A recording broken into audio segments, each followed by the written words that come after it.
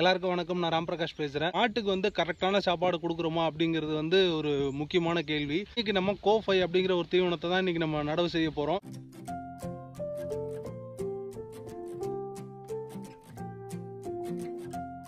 நாம் எப்படி 3 வேளைக்கும் வகை வகையாக சாப்பிட்றோமோ அதே மாதிரி மாட்டுக்கு நம்ம வகை வகையாக கொடுக்கலனாலும் ஒரு 2 வகை 3 வகையாச்சும் மாட்டுக்கு தீவனம் வந்து கண்டிப்பாக இருக்கணும். பொதுவாக தீவன புல்லுக்கு வந்து பார்த்திங்கன்னா விதையாகவும் இருக்கும், இல்லை நம்ம கரணையாகவும் எடுத்து நடலாம். கரணை அப்படிங்கிறது என்னென்னா அந்த பின்னாடி இருக்குது பார்த்தீங்களா, இது ஒரு தீவன புல். இதை வந்து நல்லா வளர விட்டுறது, ஒரு நல்ல முத்தை விடுறதுன்னு சொல்லுவாங்க. அதாவது இப்போ பறிச்சோம்னா நம்ம அடியோட பறிச்சிடலாம். நம்ம முத்தை விட்டோம் அப்படின்னா அடியில் வந்து அந்த தண்டுலாம் வந்து ரொம்ப மொத்தமாக இருக்கும், அது வெட்டுறதுக்கே கொஞ்சம் கஷ்டமாக இருக்கும்.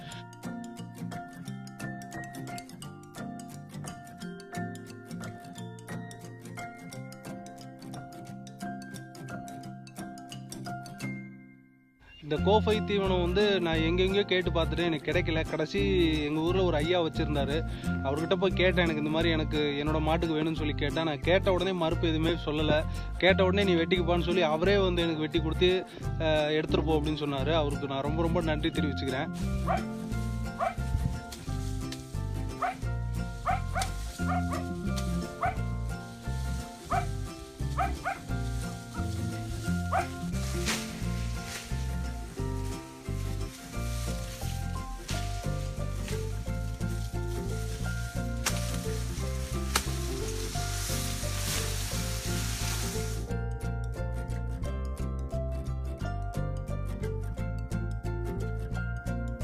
அந்த மேலே இருக்க இலையெல்லாம் வந்து வெட்டிட்டு அடியில் இருக்க தண்டை மட்டும் தான் நம்ம வந்து விறகு யூஸ் பண்ணணும்.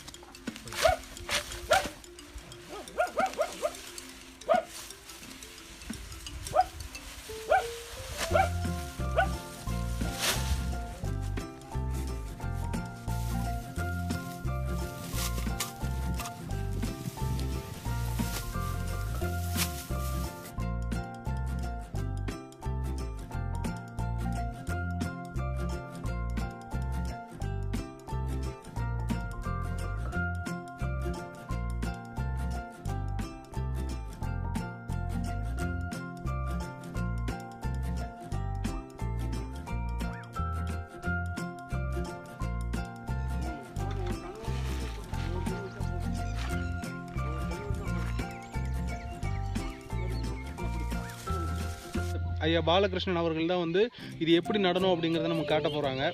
அந்த தண்டு கொண்டு வந்து வச்சுட்டு அந்த மேலே இருக்க இலையெல்லாம் வந்து நம்ம கிழிச்சு எடுத்துடணும்.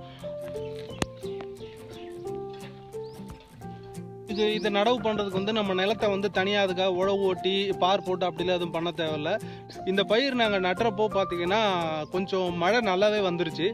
நமக்கு எப்படி தாய்ப்பாலோ அந்த மாதிரி மண்ணுக்கு தாய்ப்பாலுங்கிறது மழை தான். மழை கொஞ்சம் நல்ல மழை வந்ததுனால நாங்கள் அப்படியே நட்டுட்டோம். அது எப்படி அப்படிங்கிறத நம்ம பார்க்கலாம்.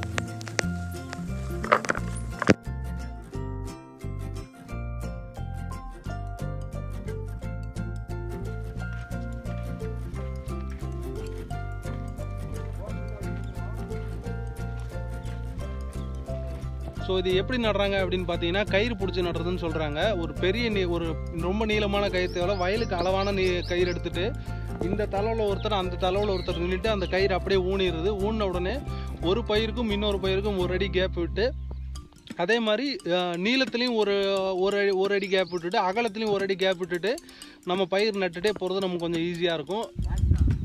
நல்லா படுக்க ஒன்று போட்டுக்க. போதுமா?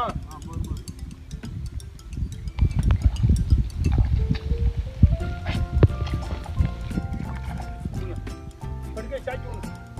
ஒரு முகமா இருக்கும் நல்லா.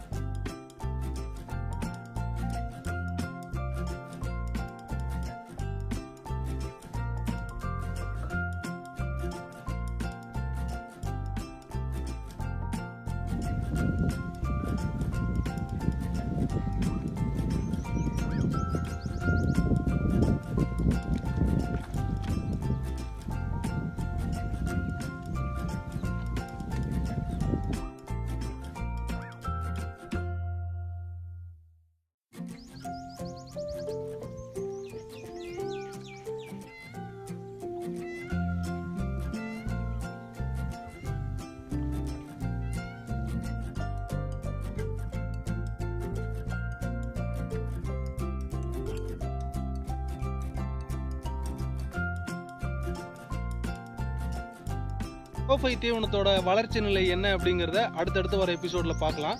இந்த வீடியோ உங்களுக்கு பிடிச்சிருந்ததுன்னா லைக் பண்ணுங்கள், ஷேர் பண்ணுங்கள், மறக்காமல் எப்படி இருக்குன்றதை கமெண்ட் பண்ணுங்கள். என்னோட சேனலை சப்ஸ்கிரைப் பண்ணுங்கள். தேங்க்யூ.